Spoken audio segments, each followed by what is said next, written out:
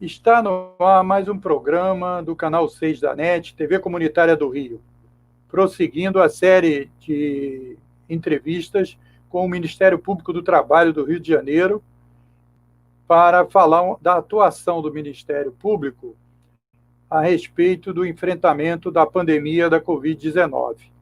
Nós estamos hoje no terceiro episódio, hoje é dia 26 de maio, são 16 horas e 1 minuto.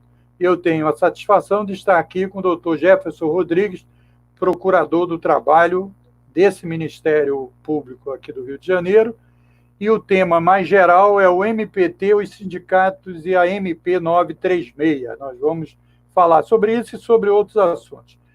Primeiro, eu queria agradecer, doutor Jefferson, a sua participação aqui, a sua disposição de estar com a gente.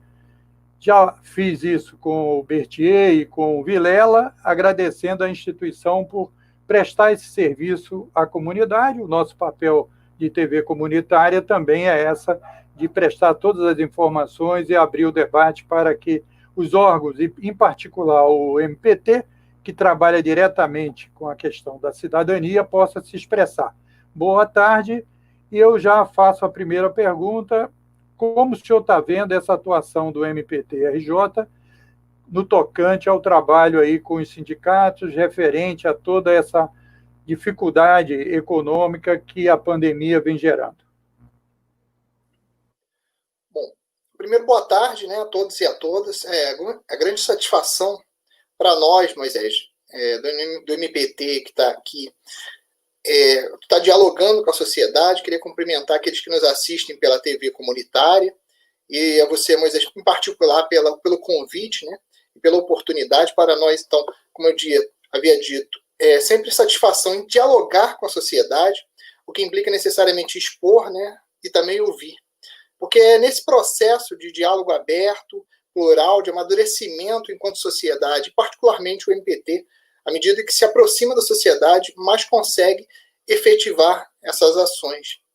E caminhando para a sua pergunta, é importante registrar que, apesar do nosso fechamento físico, né, o fechamento físico das unidades, de acordo com as orientações das autoridades sanitárias, o MPT vem trabalhando intensamente, com uma demanda exponencial que nos desafia, mas nos qualifica.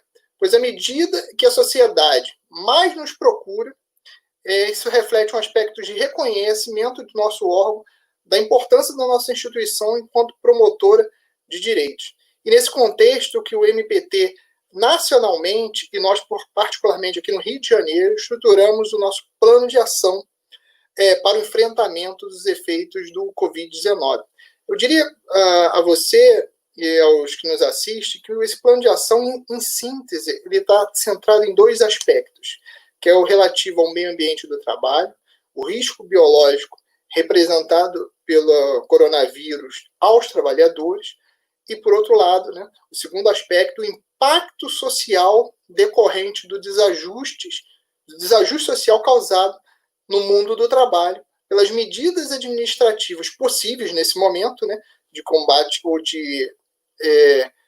que impedem o aceleramento do contágio do coronavírus, que é a contenção da pandemia através do isolamento social. Então, nesse momento, assim, a gente vem trabalhando intensamente, e particularmente para nós do MPT, nessa lógica, né, eu gostaria de ressaltar dois pontos, tendo em vista o objeto do nosso estudo, o objeto do nosso trabalho hoje, que é claro que nossos colegas nos próximos vão ressaltar outros aspectos também da atuação do MPT, mas dois pontos em particular que eu gostaria de chamar a atenção, considerando aí o tema do nosso encontro. Primeiro, não havia como a gente estabelecer um plano de ação sem necessariamente ouvir os trabalhadores.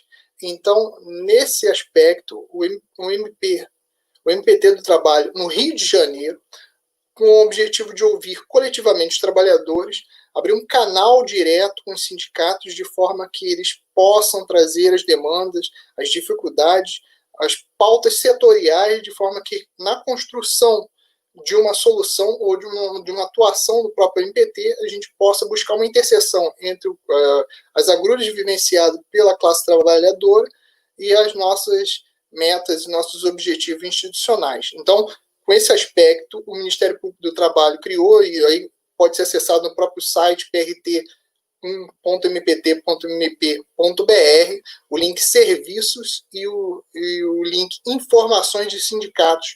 E lá os sindicatos podem apresentar todas as demandas, dificuldades, relatando inclusive meios de contatos mais sérios, que são importantíssimos nesse momento. E outro eixo também muito importante que nós estruturamos com o fim justamente de buscar soluções, e essas soluções setoriais, principalmente pelo desajuste social causado pela pandemia, é a mediação de conflitos coletivos de trabalho. Se o conflito for coletivo, ou seja, se ele se der entre empresa e o sindicato, ou entre sindicato patronal e sindicato de trabalhadores, e houver uma possibilidade de busca de um consenso, de uma solução integrada entre os trabalhadores coletivamente representados e a empresa ou sindicato patronal, também é bastante possível e até recomendado que se entre no site prt1.mpt.mp.br e acesse nosso pedido de mediação. Nós estamos aí preparados com o nosso time de procuradores e procuradoras e com um plano de ação e um plano específico em relação particularmente a um núcleo de mediação, um núcleo de soluções de conflitos coletivos de trabalho da PRT, da primeira região. Então, ainda nesse campo aí dessa exposição, o senhor também faz parte do CONALES. Então, seria bom, antes da gente adentrar mais a questão da MP, os detalhamentos, etc., que o senhor expusesse também essa outra vertente do trabalho do senhor desenvolvido do Ministério Público. Bom, eu sou coordenador regional da CONALES. A CONALES é uma coordenadoria nacional de promoção à liberdade sindical. Dentre os eixos de atuação nessa área do trabalho, nesse mundo do trabalho, o Ministério Público do Trabalho elencou algumas coordenadorias que são bastante representativas da nossa atuação. Por exemplo, nós temos a coordenadoria relativa ao meio ambiente, nós temos a coordenadoria relativa ao trabalho escravo, coordenadoria relativa ao trabalho infantil, fraudes, enfim.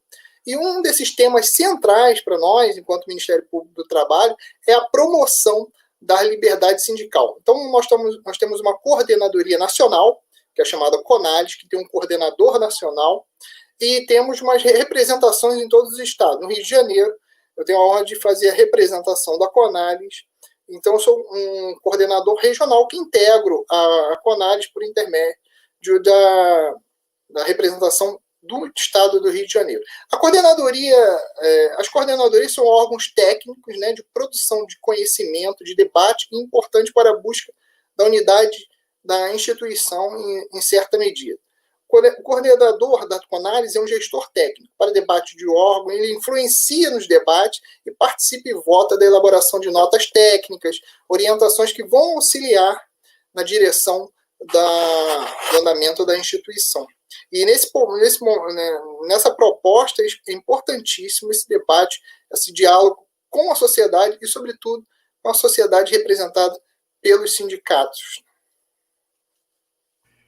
O senhor já falou aí muito em diálogo, mas a gente vê que esse governo federal, que acabou com o Ministério do Trabalho, ele trabalha abertamente contra a organização do trabalho, em particular dos trabalhadores, né?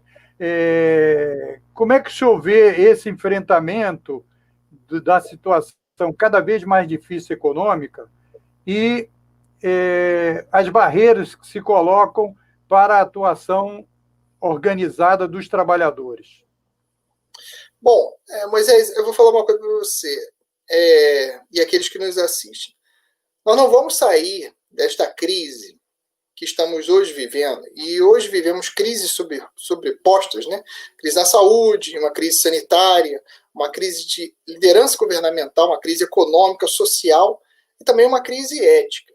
Nós não teremos consenso para sair dessas crises que nós hoje observamos enquanto que o caminho de soluções foi um caminho de imposição do poder, com a força, com o aproveitamento da pandemia para aviltar relações sociais e, sobretudo, de impor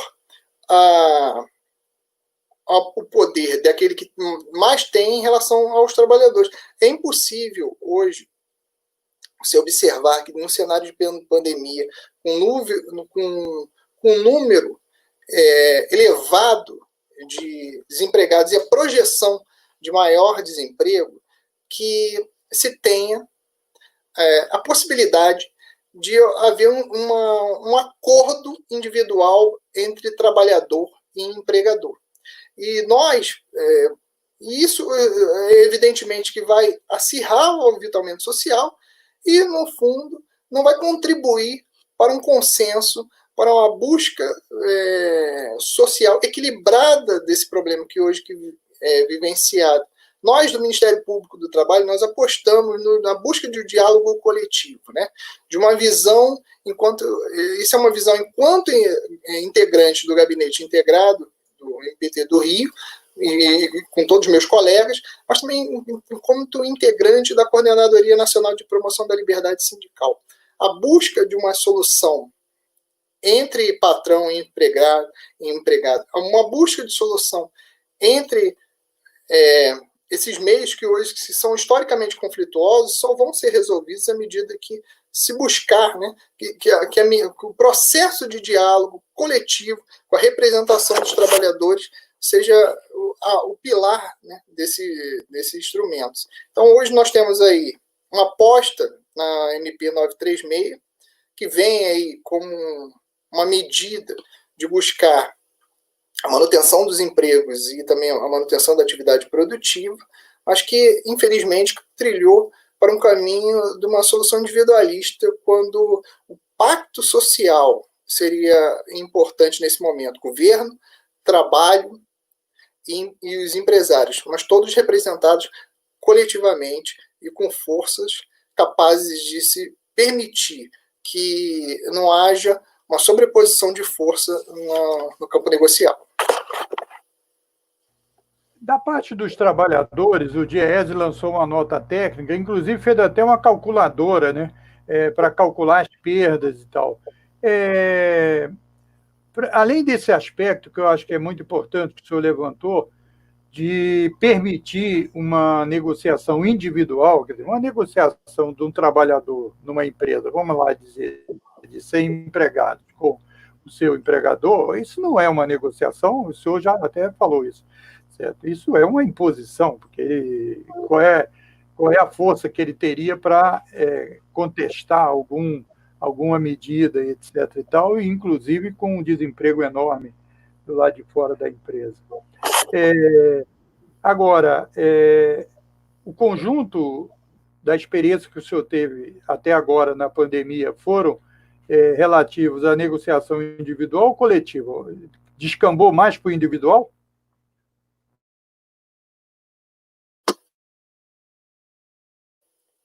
É muito difícil ser dados, né, nesse momento mais concretos. Mas o que se observa e o que se acena, primeiro, é que não há por óbvio essas negociações individuais, porque toda a negociação feita pelo empresário ela é necessariamente coletiva, né?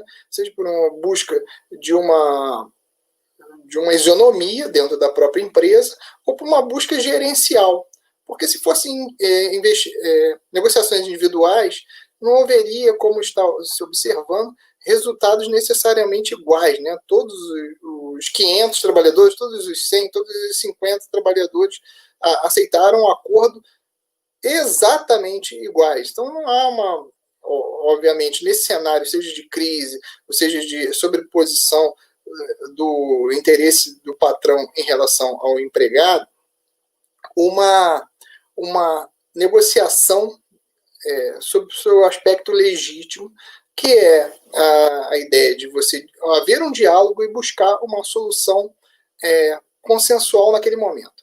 Mas, paralelo a isso, o que a gente observa, por mais que a MP 936 tendo tenha buscado, né, afastar os sindicatos, principalmente, da busca de soluções, a gente vem observando, isso aí é uma observação nossa e também, com toda certeza, pelo nosso colegiado da Conales, é uma reinvenção muito rápida da atividade dos sindicatos nesse momento, né?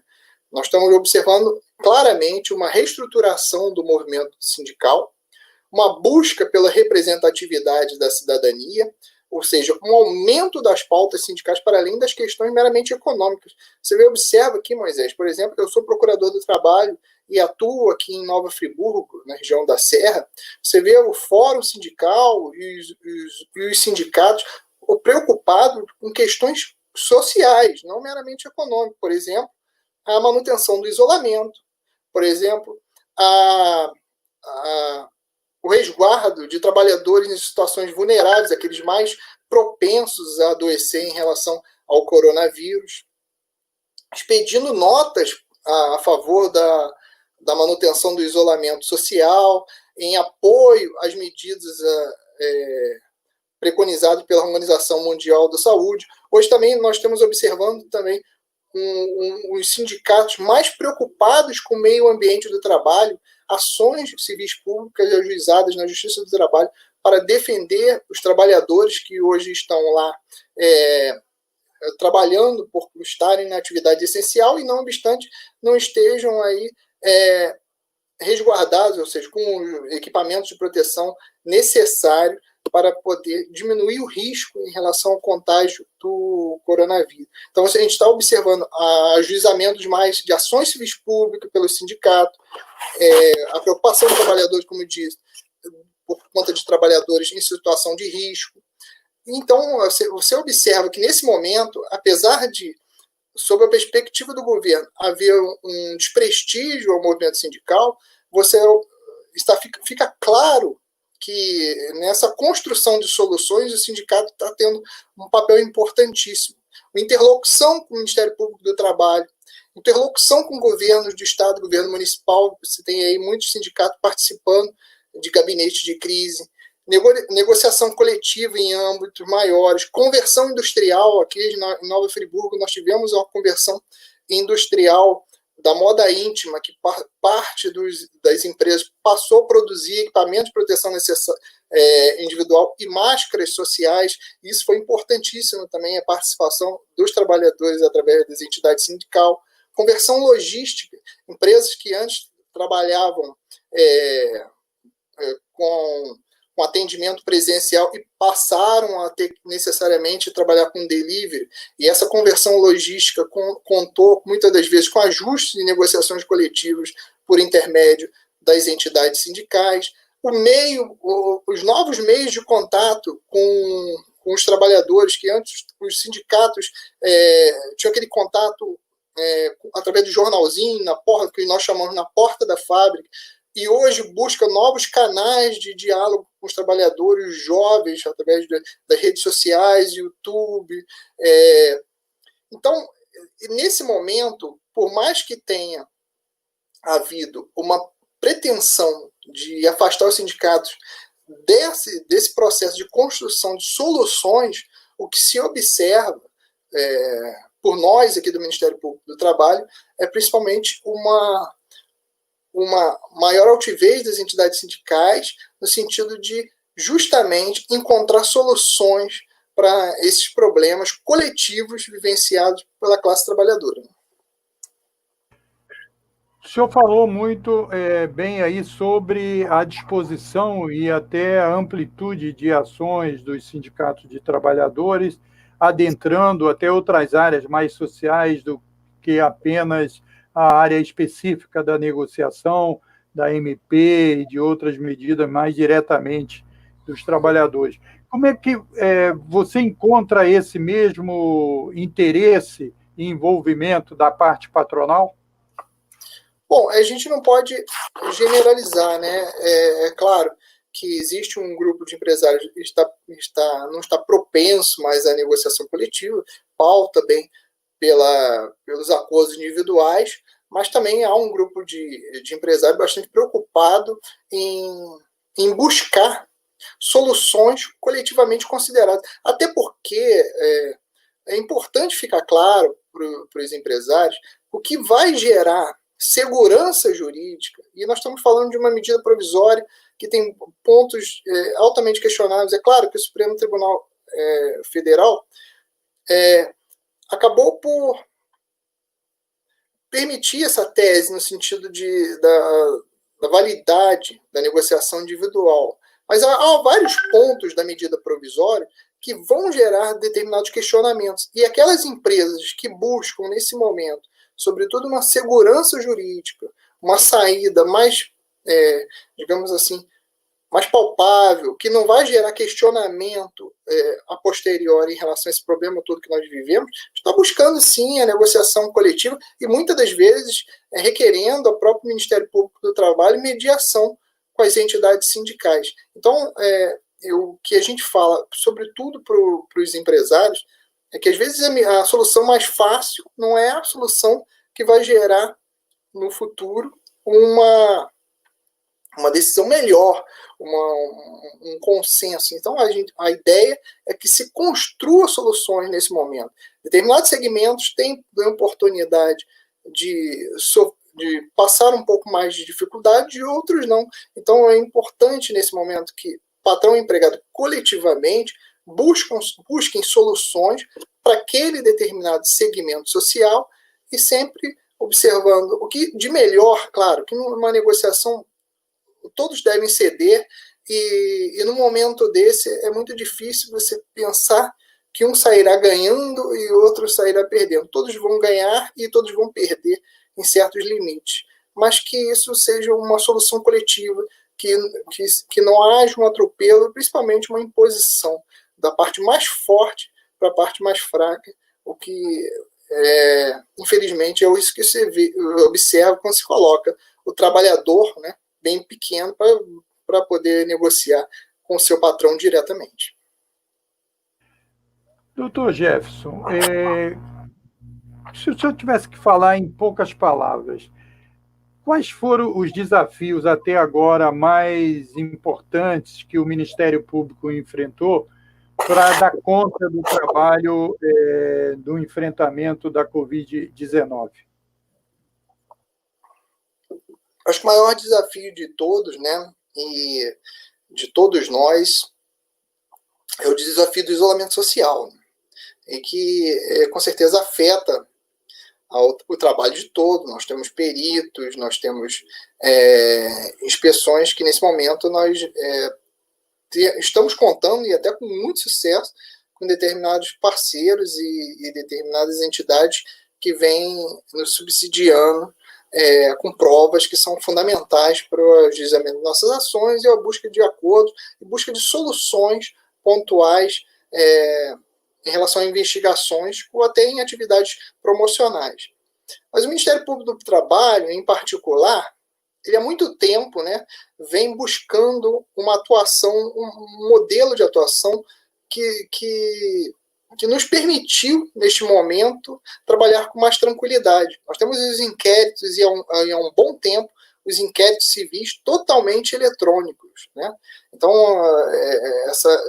esse acesso foi muito mais fácil do que você trazer toda a estrutura de uma procuradoria para casa. Você trouxe o computador e através do computador você acessou toda a estrutura que nós necessitávamos e necessitamos nesse momento, né, para poder executar nossas atividades com maior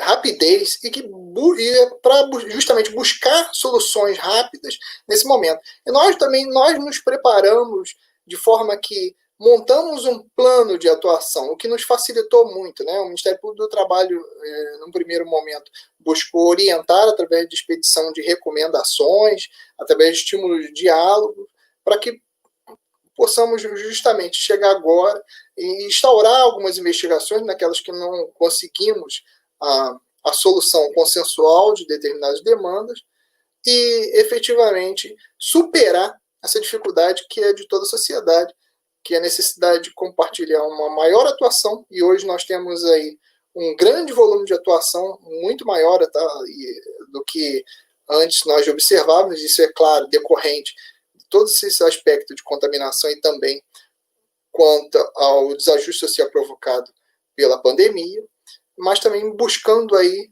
atender a sociedade da melhor forma possível, com a celeridade que os casos graves requerem de nossa parte. Doutor Jefferson, a gente já está caminhando aí para o encerramento, mas eu queria que o senhor, o Brasil, né, quer dizer, já é o segundo país de mais casos da Covid, vai, por todas as projeções, vai ultrapassar os Estados Unidos. Então, o último cálculo feito aí, considerando o dia 50, colocando no gráfico todo mundo começando no mesmo dia e tal, o Brasil, os países, depois de 50 dias, 50 e poucos dias, já estavam estabilizando e até caindo os casos. O Brasil não. O Brasil continua numa subida e tal. O senhor consegue perceber o que vai, para onde nós vamos aí nessa área? Porque é o seguinte, a MP inicialmente estava marcada para 3 meses, né? Como é que o senhor vê? O senhor está vendo alguma luz no final do túnel? Bom, é evidente que nós vamos passar por todo esse problema. A questão é como passar por isso tudo, né? Porque no primeiro momento, até em certo grau, as autoridades negavam o problema. Então, negar o problema significa justamente não buscar soluções para minimizar os efeitos da pandemia. E, obviamente, aí a gente hoje está num falso debate entre economia e saúde, porque, na realidade, se nós a solução hoje de liberação geral, que é outra discussão a respeito do isolamento social, né, ela não vai gerar automaticamente a retomada para a normalidade, porque nós não estamos de nenhuma forma em uma situação de normalidade. Você imagina uma empresa, eu pego um exemplo de uma empresa de sapato que retorna à atividade econômica. Ela vai voltar a vender como vendia? Não vai vender, porque nós estamos numa crise muito grande e as pessoas vão priorizar justamente os gêneros de primeira necessidade.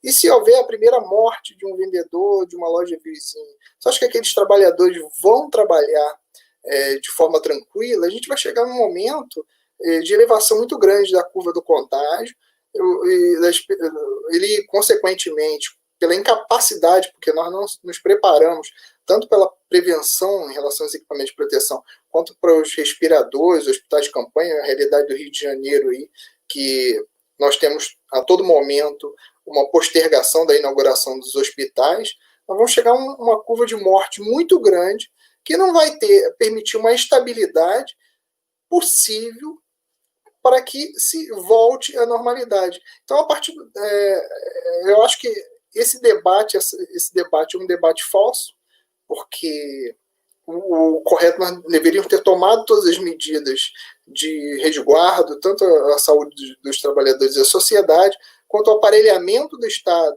para suportar, principalmente o Sistema Único de Saúde, para suportar todo o impacto da pandemia, ou a maior parte do impacto da pandemia no SUS, nos hospitais, e efetivamente houve um desvio, primeiro uma negação de todo esse quadro, e segundo que se trabalha com desvio do foco, que é a gente resolver um problema que é de toda a sociedade. O problema se chama o combate ao Covid.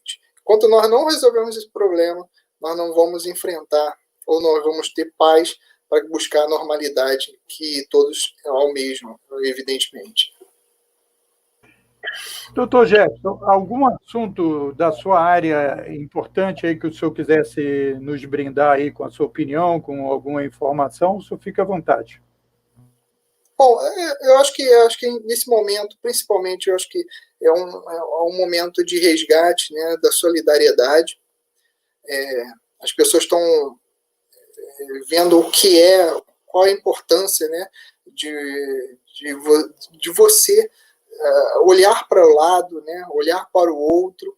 E isso implica também fazer uma reflexão da importância de todo o movimento sindical, toda a importância dos trabalhadores coletivamente considerados para a manutenção dos direitos e principalmente para a conquista, né? A gente tem uma ideia equivocada enquanto história da sociedade, principalmente da sociedade brasileira, no sentido que o Estado é sempre aquele que dá o direito a todos os trabalhadores, quando isso nega todas as conquistas coletivamente consideradas pelos trabalhadores ao longo da história, né? Então, eu acho que o exemplo de solidariedade que hoje move bastante a sociedade por conta da pandemia, também é uma oportunidade de reflexão do quanto que é importante para a sociedade, para os trabalhadores em particular, de valorizar as entidades sindicais, de fortalecer as entidades sindicais, para justamente que se atue em prol de todos eles, né? Em prol do coletivo, em prol da transformação de uma sociedade mais justa, mais igualitária, e que você observe o trabalhador não como número, mas como um ser humano que vive, com aspirações, com família, e que também deseja respeito e consideração por todos nós. Isso que o senhor falou é muito importante. O exemplo aí da própria discussão aí da Covid-19, que o governo queria, o Paulo Guedes queria apenas R$200, né? E foi para o Congresso Nacional e acabou no frigir dos ovos pela discussão e pela pressão da sociedade, de todo mundo e tal, triplicou isso, né? Multiplicou por 3, R$600, que é um valor ainda muito aquém da necessidade, mas se não houvesse movimento, se não houvesse participação, porque muita gente acha assim, não, esse é o dinheiro que o governo não está dando. Então, o governo não está dando nada, o governo está apenas aplicando aquilo que fez parte no nível de debate. Então, acho que o senhor resgatou muito bem aí. Eu queria agradecer muito a sua disposição de estar com a gente nessa série de entrevistas sobre a atuação do Ministério Público do Trabalho. Agradecer aos internautas do Facebook e do YouTube que nos acompanharam. E boa tarde. Muito obrigado, doutor Jefferson. Obrigado pela oportunidade, obrigado a todos que nos assistem. E sigamos aí, né? Valorizando o direito do trabalho, porque é através dele que a gente pode enxergar sobretudo, o ser humano através do contrato de trabalho. Muito obrigado pela oportunidade.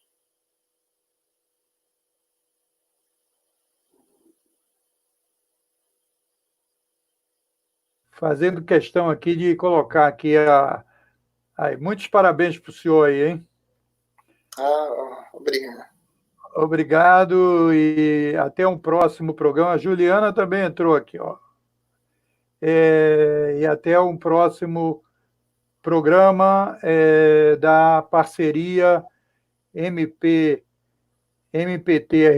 e TV Comunitária do Rio.